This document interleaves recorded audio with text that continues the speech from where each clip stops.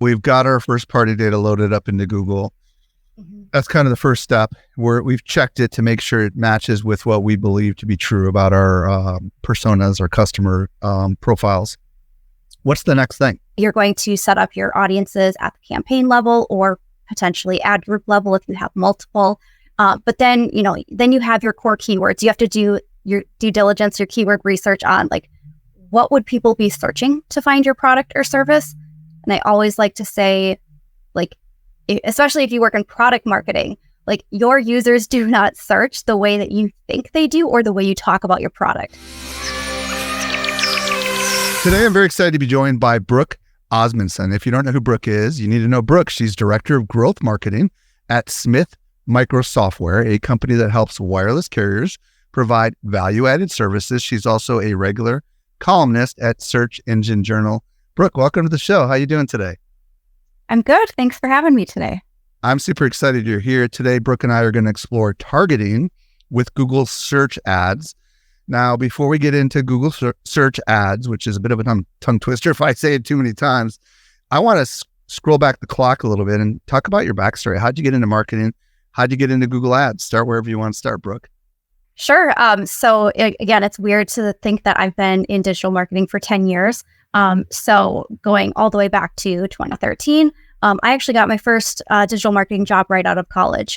So I consider myself kind of a minority in that area, but it truly was the way to kickstart. I was their only PPC manager, and I did not know that at the time. But I had a really good trainer, and he worked at the company. He really just kind of led me side by side for 3 months. And then I was on my own. And so I ended up staying with them for 4.5 years. And I managed 3 e-commerce brands, multi-million-dollar brands, sold single PPC person up until I ended up leaving. And then I went agency side after that for about another 4.5 years. And now I'm back in-house. So I've always kind of stayed with the paid search, as kind of my specialty, but I've definitely done, all sorts of things, different channels, but also a little bit of SEO, website work in the background, you name it. So I'm curious. So you went to college specifically to get a marketing degree. Is that correct? Or was it digital marketing, or what was the degree?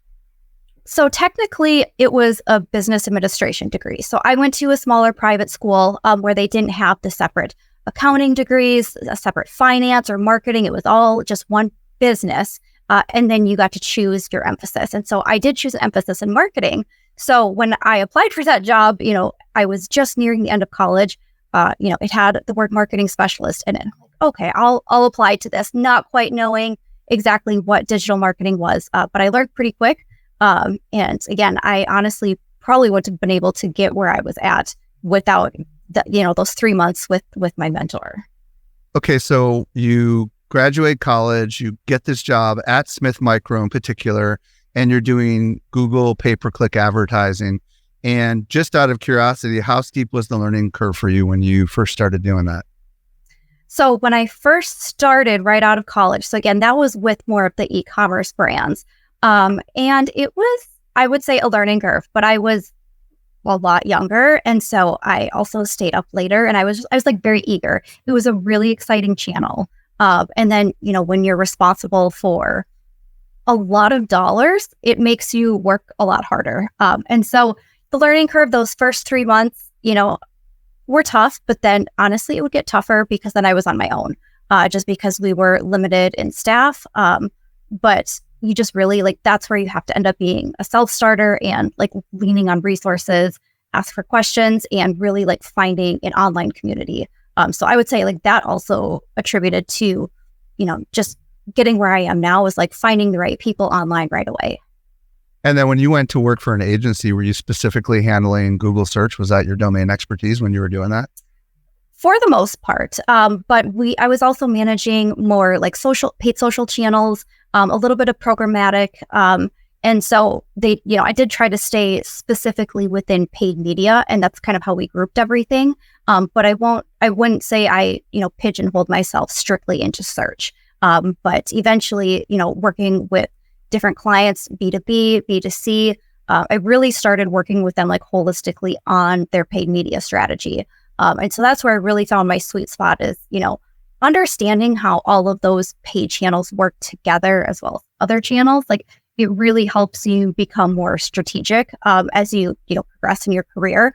And that's essentially what I'm doing now with Smith Micro is working with their partners there and helping them develop and execute more so their paid media strategy. We're also branching into like how does that fit? How does that value added service fit in their overarching product markets?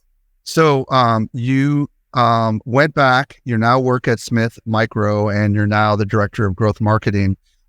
Somewhere along the line, you started writing for Search Engine Journal. Tell us about how that came into the equation, and then tell us a little bit about kind of the day to day of what you do today for Smith Micro. Sure. So the writing piece, again, I still feel weird saying, "Oh, I'm a writer," and I don't say that. People have to remind me, "Oh, you are a writer. You've published 125 articles now," which is crazy. But honestly, that started as while I was at the agency back then. And one of my bosses, he was a regular contributor to not only Search Engine Journal, but some other places as well. And he had asked, hey, they're looking for new talent, and there's a need for, people to understand what PPC is and just keeping up to date. And so he's like, would you want to start writing articles? And it started very infrequently. I would say maybe once a quarter. And from there, it just started gradually increasing. And honestly, like, I think it benefits everybody because it allows me to stay up to date in the PPC landscape, especially as my role is now like broadening out more into just the overall online marketing and media strategy. So helps me and, helps the readers too. So that's the writer part where I'm a marketer first, writer second.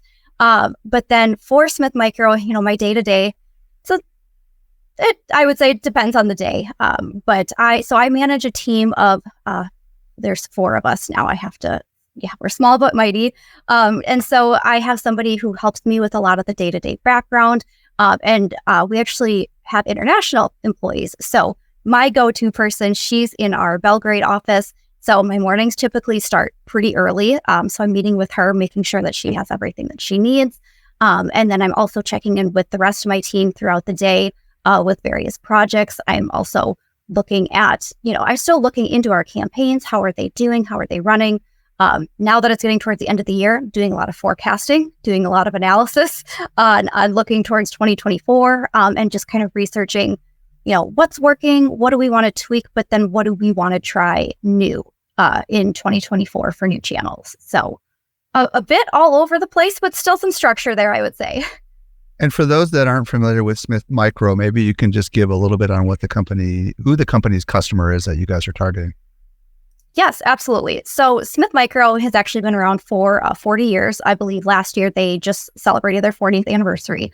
And they've always really been in like the tech space. And so I won't go back all of the 40 years, but spoiler alert that I actually was working, with them as a client before I ended up on their full-time payroll. So when I joined them, I said, I'm new to the payroll, but I'm not new to the company. But right now we're really in like the value-added services space, specifically for wireless carriers.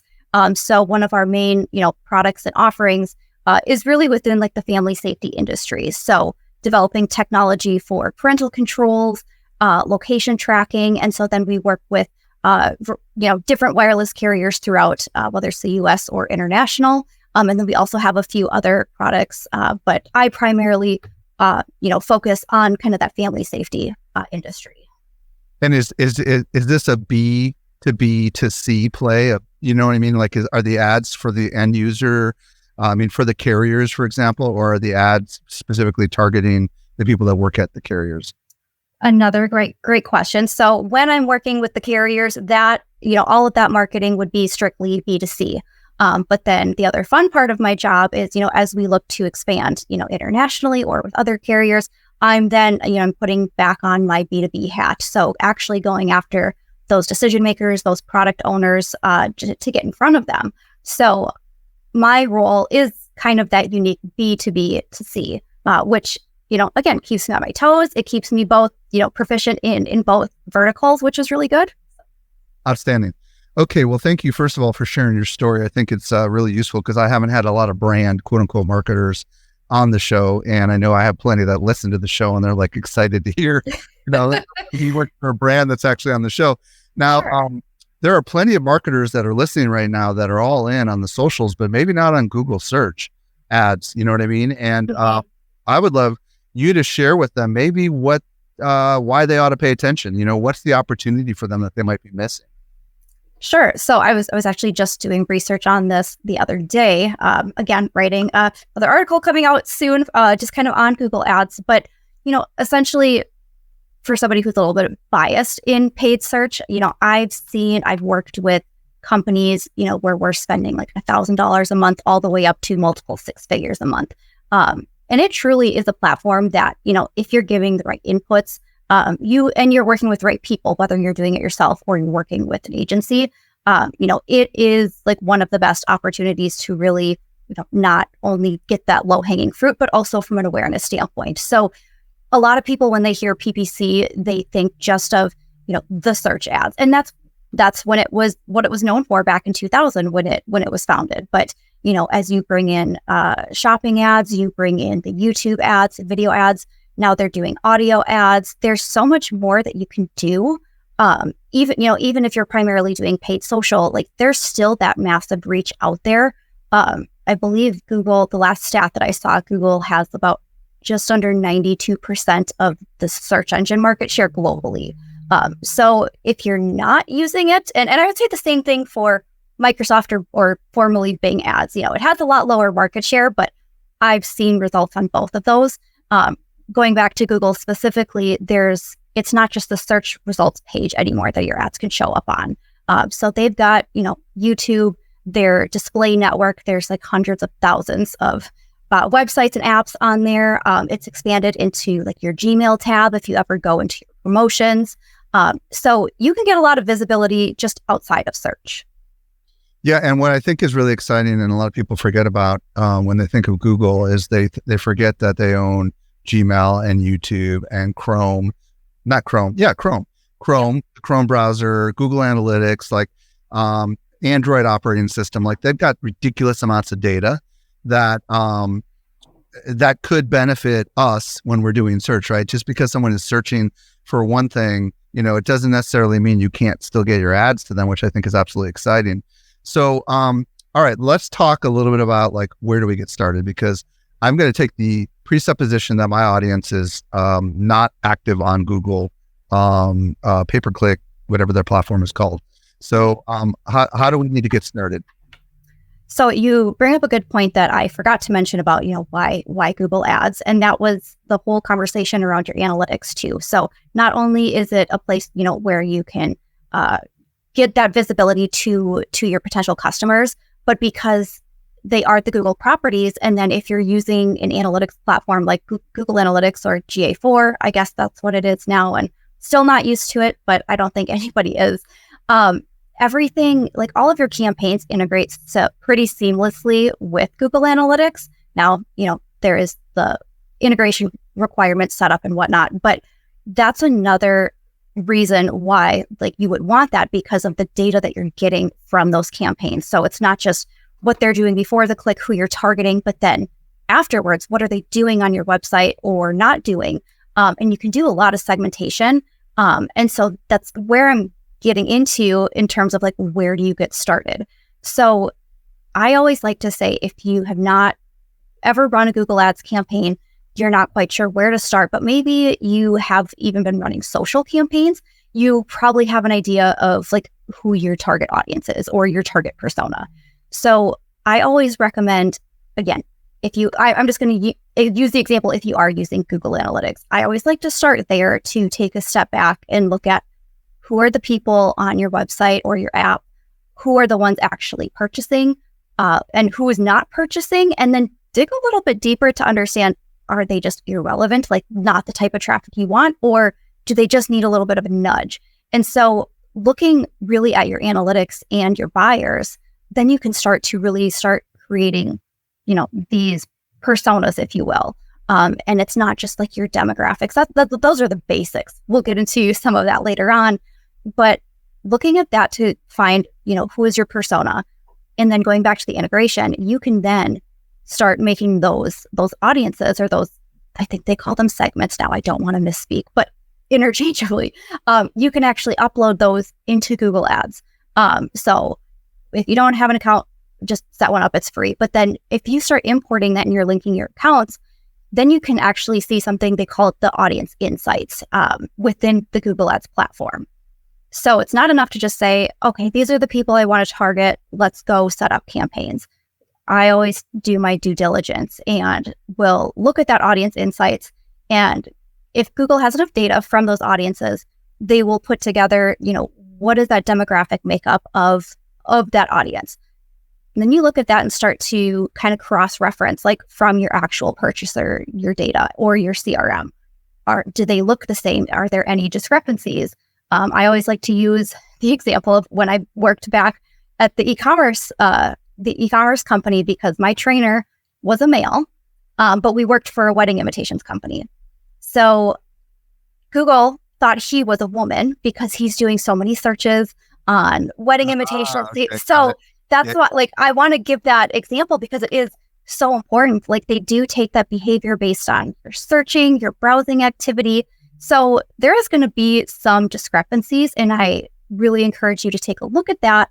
And we'll get into the how-to later, but if there are any discrepancies, make note of that. So when you do end up using these to target your campaigns, make sure that you're not either excluding something you're not supposed to or narrowing things down too much. But using your first party data, I say, is the best place to start, because if you don't understand who that is, then you're just, you're putting a campaign together with keywords, you're putting a budget together. You don't really know who you're targeting. And keywords are a lot more loosely managed these days from Google. And so that's it always starts with your audience and who you're talking to. And then going further, if you have multiple audiences, or maybe this group of people reacts differently than these people, segmenting them even further, so then you can segment your campaigns accordingly. So just to be crystal clear, when you say start with your first party data, I think what I'm hearing you say is your email list of customers. That's really what I'm hearing you say, right? Because I heard you say download earlier, but I wasn't crystal clear on what exactly we were downloading. So presumably you've got a database, right, with all of your customers in it, or segmented into different categories if you have different kinds of customers. And you're recommending exporting that as a CSV file or something like that, and then importing that into Google and then looking at how it's analyzing the data. Is that really what I'm hearing you say? Yes. So they do have multiple multiple considerations for first party data. So for sure, the best one would be, whatever CRM platform that you have, exporting that. Google does provide you a template of, what are the requirements, but at the very minimum, you really just need an email address. If you have more data on them, great, because it just helps the matching process. When you do upload your customer list or your first party data to the platform, it can sometimes take up to 48 hours, but it will then give you, the size of those audiences. So you have a better understanding of essentially the match rate. So if, for example, if you gave Google a list of 100,000 emails, but then your lists come back where maybe you can target 60,000, well, that's about a 60% match rate. So that means you're not necessarily getting everybody. So the more data you have on them and can provide, the better. But email is a great place to start. Other areas of you could argue if it's first or second or third party, if you will, would be, if you're creating segments of purchasers in Google Analytics and then importing those as well. But when we're starting from scratch, even if you, especially maybe people don't have Google Analytics set up, looking at your CRM and using that to kind of be your starting point for understanding that. Okay, so we've got our first party data loaded up into Google. Mm-hmm. That's kind of the first step. We've checked it to make sure it matches with what we believe to be true about our personas, our customer profiles. What's the next thing? Oh gosh. Okay. So we're analyzing everything. Then it gets into how are we setting up these campaigns? So I think for this example, and easiest to say, let's just assume we're going to be using search ads. So you you have your audience, and then I like to say the success is in the settings. So usually you're going to set up your audiences at the campaign level or potentially ad group level if you have multiple. But then you have your core keywords. You have to do your due diligence, your keyword research on like, what would people be searching to find your product or service? And I always like to say, like, especially if you work in product marketing, like your users do not search the way that you think they do or the way you talk about your product. So that I see that discrepancy a lot. So, making sure you're doing any sort of keyword research, and whether that's using third-party tools like I use SEMrush or SpyFu, or you can even like actually go into Google and just start typing and they'll give, predictive results. You can also look at Google Trends.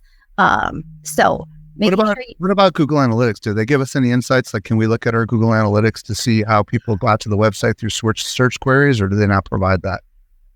Oh, I'm going to say it depends, because it depends on how you set up your Google Analytics. So if you are capturing that data, and so I would say if you have that integrated and you have it set up correctly, you should be able to see some stuff. But I think we all know that, especially with organic data, I feel like Google takes a little bit more every single day, every single month. So you don't get a lot of that. But if you do have your Search Console set up for that's more of an organic tool, if you can get any data or context behind that, that's a great way to also take a look at that as well. Now, when it comes to these core keywords, and especially considering artificial intelligence, is Google really smart? Like I remember in the olden days, you had to use Boolean logic and all this kind of stuff, right, to figure it all out. Can you just be very kind of vague, and it just kind of knows, or how specific do you need to get? I am learning to be vague, and I hate saying that, to be honest, because I was doing PPC back in the day where you had one single keyword per ad group and it was broken out by different match types. So for those of you listening who don't understand what match types are, Google has 3 different ones. I'd argue they have 2 at this point, but that's nor here nor there.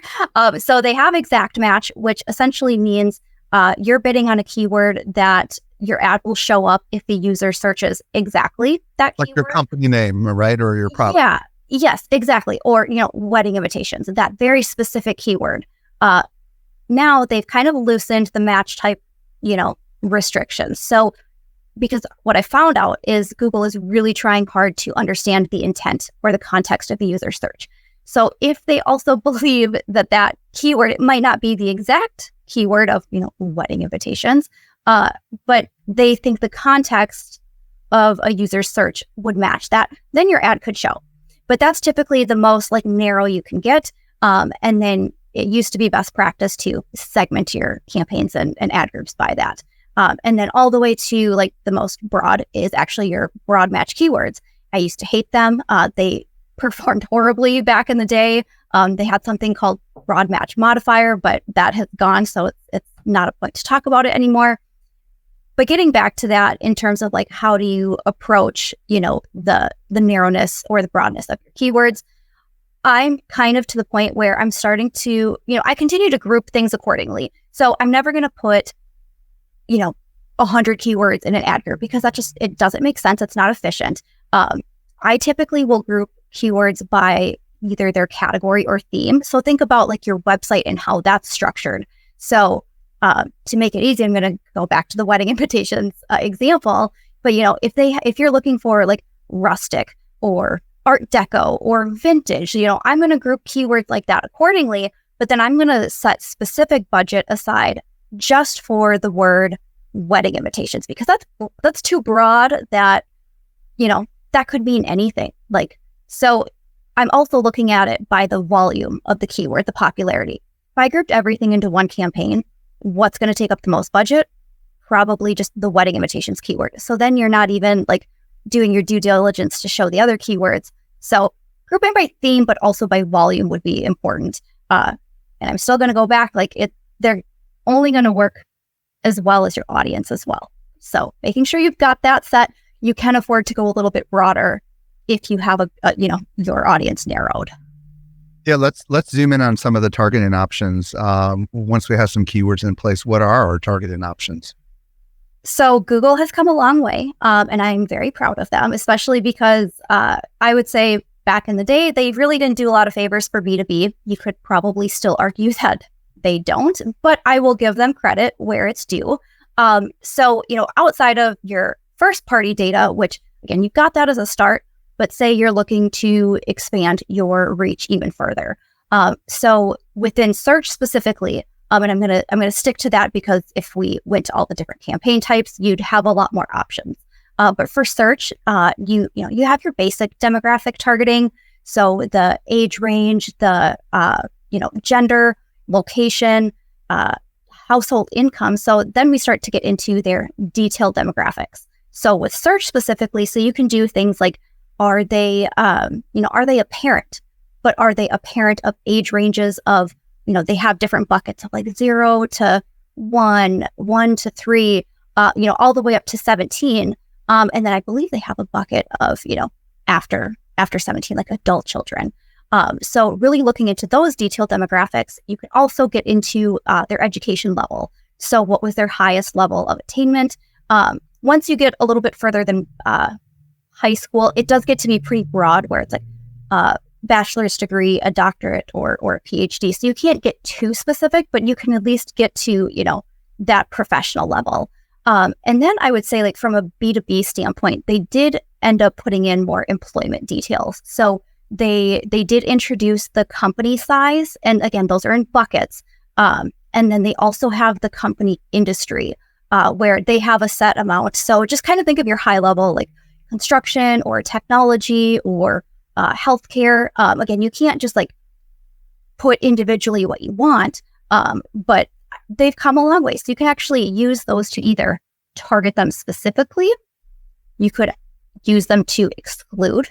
I've actually done that in some instances where you are bidding on broad keywords, but you're going after a B2B, but a regular consumer might like actually search the same thing. So you can use those targeting options interchangeably. But another important thing to note is they have two methods. So targeting would be, I want to go after these people specifically. Then they have their what they call observation method. So that essentially means if you are layering those audiences on as observation only, when you bid on those keywords, your ads will still show to like basically anybody who searches, who are also in your other criteria of like location and whatnot. But it's going to observe that specific audience subset differently. That's going to give you data on, do they tend to click through more often? Do they tend to convert more often? So that's always a setting. Like when I'm doing audits, I usually see like, they're like, why is my audience targeting not working? Well, if you have it set to observation, you're not actually targeting them. You're gathering data on them, but you're also targeting a bunch of other people that you probably didn't intend to. Okay, I would love to get some clarification on a couple things here. First of all, sure. On this observation method, it sounds like it's like a learning thing or whatever, right? But you're still paying for it, or you're not paying for it. Why would anybody use this? Help me understand that. Sure. So I've actually used observation only, and actually for a couple campaigns that I'm still running, I do use that. So to clarify your first question, are you paying for it? Yes, you are. So when you set an audience to observation only, that just means that you're essentially gathering the data on how that particular segment is, how are they searching? And so when you actually go into your campaign performance, you can actually look at audiences and see, impressions, clicks, click-through rate, conversions, all of that.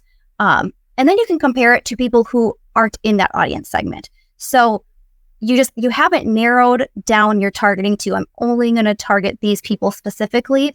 It's, I want to see how they're engaging with me, but I'm also like, letting everybody else, like I'm letting my ads show to everybody else who's searching that. So I believe the second question was like, why? Wait, hold on just a second. Sure, So I think what I'm hearing you say is that you're going to provide, when you're in observation mode, it's going to provide you some level of detail that you might not get if you were not in observation mode. And it seems as if you can use this data to decide whether or not to turn things on and off. Is that kind of what I'm hearing you say? Yes. So, and that's getting into like, why would I use it? So say, with some of these detailed demographics, for example, when they were in beta, I was getting extremely limited reach when I would target those people specifically. I'm like, oh my gosh, like I have a daily budget of $500 and I'm not even getting close to it. Like what gives? Well, I found my targeting was too narrow with how I had, crafted and segmented. And, I'm pulling the pieces from all these different areas. And so then I pulled it back a little bit. I'm like, well, let me put it on observation only and see what that does. So it broadened it back out. So I was still getting more data. But yes, essentially it is Google is telling and learning and telling you about these particular groups of people. And then you decide, is it worth like still just narrowing in on them specifically or making some sort of other optimization because of that? Got it. Okay, cool. I think what I'm hearing you say is when you're in observation mode, it's going to widen the lens a little bit and it's going to allow a little bit more data to come in so that you can make an intelligent choice, and then turn off observation mode and just go deep towards that ideal dialed in audience. Am I hearing that correctly? Correct. And what I now I just realized I went down a rabbit hole. We were talking about detailed demographics, and I think I made it sound like that's like your only option for search. And I got too excited. And so obviously, like I wanted to get into a little bit more of like what other options do you have outside of the detailed demographics and your first party data. So these other ones, they get to be more like top of funnel, mid to funnel, top of funnel. So Google has something called in-market audience. And that just kind of means, they're in market. So they've observed these people and they group them into certain segments based on, again, how they're searching, what websites have they been to, like any sort of user behavior that they have on them that they're being tracked, and they're grouping them into segments. So I typically like to use those again at, especially if I'm trying something new, might use it as an observation only for a week or two, but then I target. And then kind of going a step further. Real quick, clarification on the in-market. Yes. That's a phrase that I'm not sure my audience is familiar with. I'm going to guess what it means. It means they're in the market, for example, for a car or furniture or something. They're showing activities that indicates they're about to buy something. Is that what I'm hearing you say? Yes. Thank you for that clarification. So yes, in market for, Google Ads essentially means that these people are essentially, they're getting ready. They're in their research mode before they're purchasing something. And this is where there's tons of different categories. So not only like going back to the car example you just gave, you can say people who are in market for a car, but then you actually have the option to go further. Are there certain types of brands or models that they're interested in? So you can use that. Are they in market to buy a house, which I don't know who would be right now, but that's besides the point. They're kind of depends where you live, right? I mean, like I know I'm still hopeful. I'm really hopeful because I want my warm property somewhere. But the in market again is not just for B2C. They do have, I would say, categories that you could leverage for a B2B company.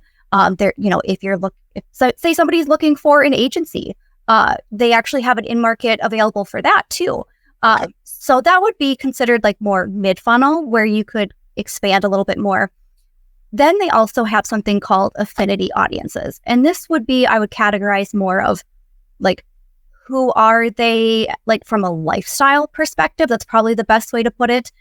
So are they shopping enthusiasts? Are they business professionals? Do they travel a lot? So those are meant to be more high level and meant to be more of that like wider reach. So I typically don't use those affinity audiences as a target only because it's just way too broad. But it's always nice, like if you want to. If you're in the travel industry, you might want to, right? Exactly. Like, and Google's information on anybody is not foolproof, and that goes back to my old coworker who was deemed a female because of Google and his wedding invitations habit. So it's not foolproof, and so I always make sure to like take a look at, are there any categories that I might be missing? Or like that would actually make sense. And so that's where observation only comes in, like as a, like, if the campaign is broad enough and you're like, okay, I'm okay spending some money just to like gather data, great way to use it. So that would be, I would consider more top of funnel. I see more people use that for like display or YouTube ads. But then really the last one is when you kind of start getting into like your custom audiences. And that's essentially where you can pick different pieces of different areas. So say I want to target a parent, whose children are ages like 10 to 13. But then I also want to target that they're in market for something. So you're essentially like building different pieces, and then you can create custom audiences. You can also use something, they call it contextual targeting. I think that is just super confusing. But essentially you can use, specific keywords that either they're searching on or they've been on a website that has that category. So custom, like you can pretty much do a lot of things. You can slice and dice or create like very specific category audiences, if you will. Very cool.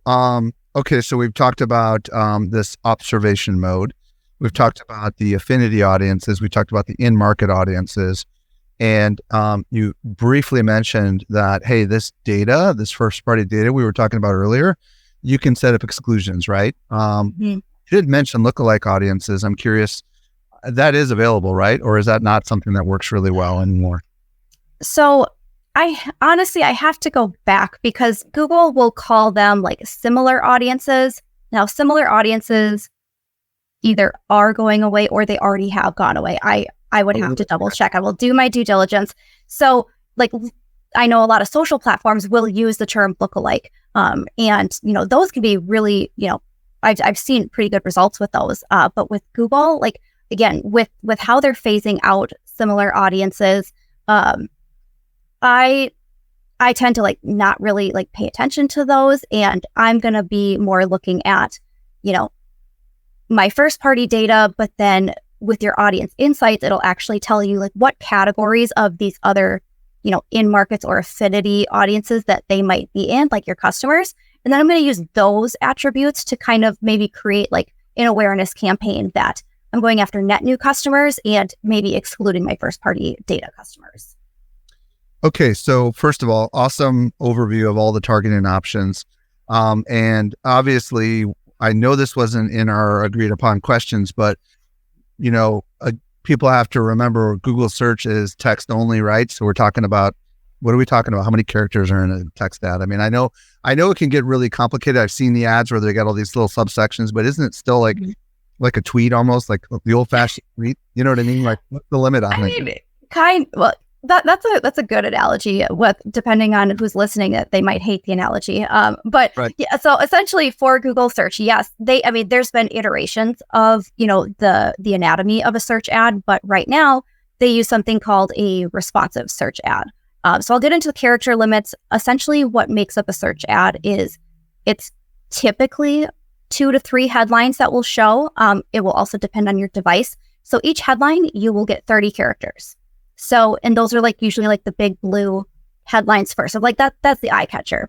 So I haven't really seen them just show 1. I've seen them show 2 or 3. So you can expect that. And then you have description lines. So I typically always see 2 of those show, which is the maximum. And those are 90 characters each. So you do have a decent amount of room. But with responsive search ads, the beauty of that is you're actually inputting up to 15 headlines and then up to 4 description lines. And then Google will essentially take those and mix and match and show them differently based on, the individual user, what is, actually performing well after it gets out of learning mode. So it also makes your job a little bit harder because you can't just repeat the same things over and over in different ways. You have to get really creative on like what you want those to look like. But then you also have to get strategic on if there is a specific message that you want to make sure shows up in every single ad. So they do give you the option to actually, it's called a pin. So say you are having a sale and it's like 25% off and you want to make sure that shows. Like I maybe pin that in headline 2 to make sure that it's always showing. So you do have that option. They never recommend using it, but I would say play around with it. But to your point of it's a text only, they do have, they're called assets. They were formerly called extensions, but they started rolling out different assets that basically complement the ad. So say you have a product or a product feed, your star ratings can appear. If you have a physical location, your location address can appear. People can actually click on it, and I believe it opens maps, or depending on what device you're on.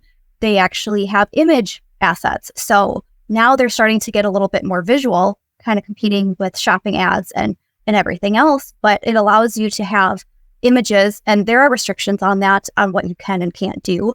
But I've seen a lot of those pop up as well, just to make it look more organic, actually. But the images are not in search, right? Those are more display, or is that actually showing up in search? So that's where it gets a little tricky. So if you have image assets of like that's something you would have to implement into your campaigns.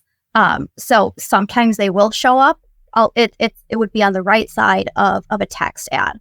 But you're correct. Typically, images and videos are associated with display campaigns, where those are shown more like natively around like a web page. Oh yeah, that's true. I forget about that. Sometimes I do remember, if I'm on desktop, I do see these little graphical ads on the side.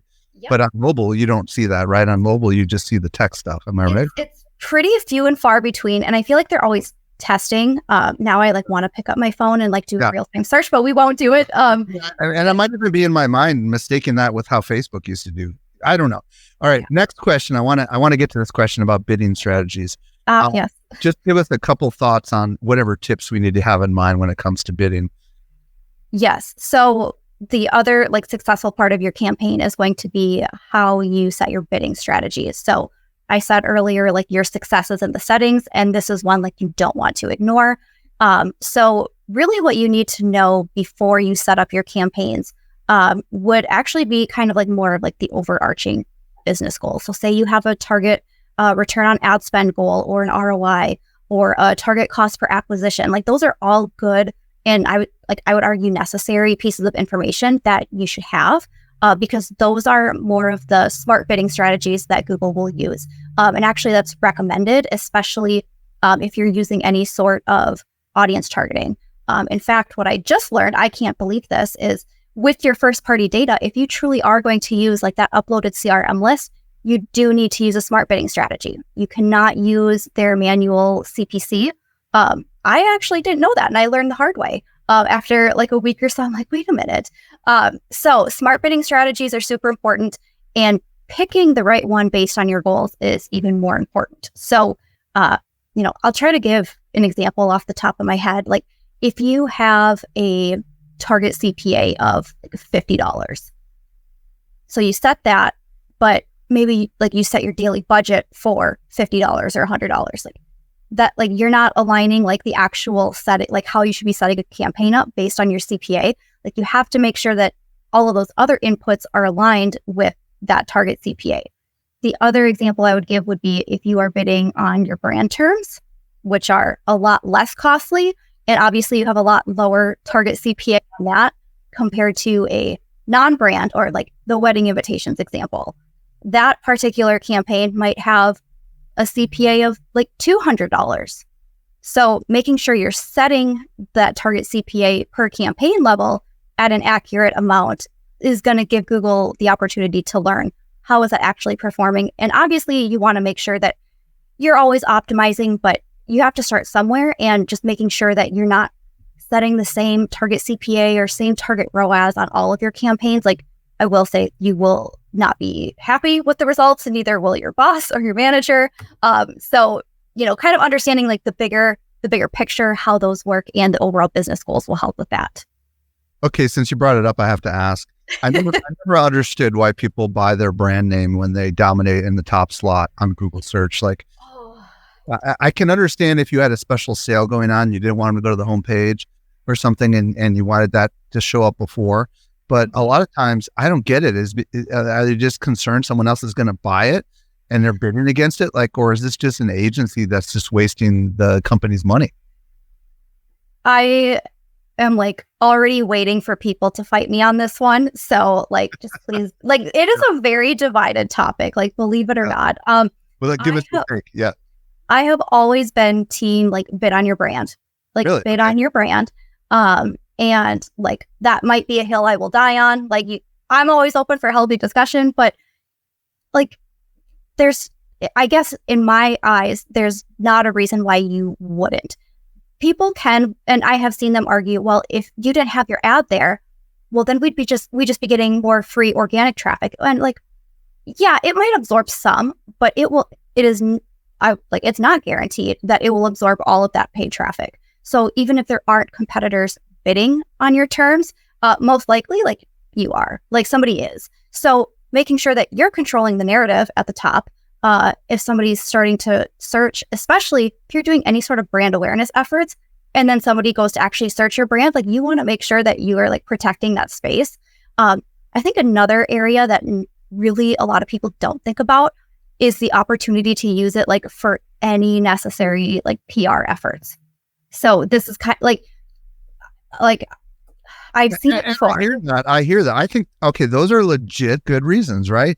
Like if you have other people that are going to potentially bid against it, I would imagine they're going to pay more than you're going to pay because Google knows that you own that domain, right? And you'll get a better rate on it. Exactly. And then you could put promotions up there too that they might not see if they're just Googling the name of your company, which could for sure get someone deeper down the funnel.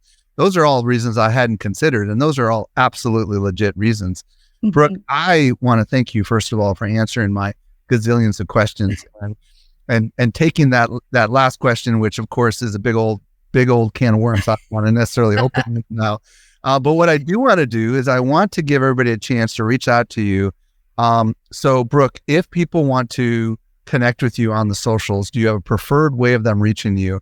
And if there's anywhere else you want to send anybody, where do you want to send them? Sure. Well, I am probably most active on LinkedIn. So you can just find me like at Brooke Osmundson. So we always joke it's easier than it sounds to actually pronounce. So you can find me there. I am also, I would say, like decently active on Twitter. And that would be the same. My handle is just at Brooke Osmundson. There's no space or any other characters there. So those would be the main like two ways to get a hold of me. I am pretty active. I check messages and whatnot, throughout the week. But yeah, and then if you're ever interested, kind of hearing more of what we do at Smith Micro, our website is simply smithmicro.com. Yeah, and for those that are listening, it's Brooke, and then Osmundson is Osmundson, just because, if you spelled it phonetically, you might not really catch the D. Brooke, thank you so much for coming on the show and sharing your insights with us. Yes, thanks for having me, and I look forward to talking more further with anybody who has more questions.